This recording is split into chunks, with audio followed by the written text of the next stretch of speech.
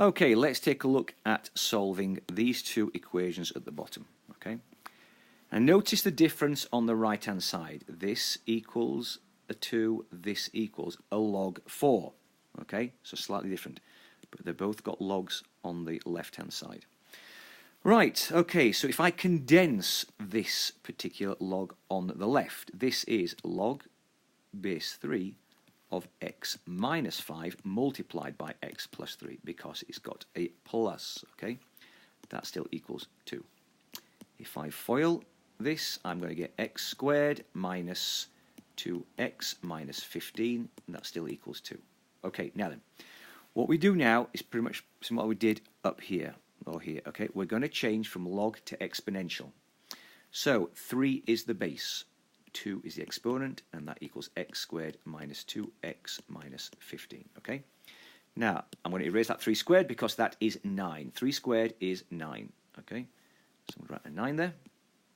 If I take away 9 from both sides, I will have x squared minus 2x minus 24 equals 0. Okay, remember, I took away 9 from both sides. Take away 9, take away 9, okay? So, took away 9 from both sides. Now, this will factor into x minus 6 and x plus 4, okay? Which means my zeros, my solutions to this is, I'll write it up here, x equals 6 and x equals negative 4. Let me just erase some of this, give you some space here, okay? So those are my two solutions. But if I put them back into here, I can put 6 into here, fine. 6 take away 5 is 1, 6 plus 3 is 9. You can log positive numbers. If I check this, it doesn't matter, the fact it is negative, if I put it back into here to check where the x's are, I'll get negative numbers. You can't log negatives. I can't use that. That is the only answer. Okay? So, remember, that particular 4a involved eventually me changing from log to exponential. This one here is slightly different, slightly easier. I've still got to condense it. It's a minus, so as a single log, it becomes 3x over x minus 1. Okay? And that still equals log 4.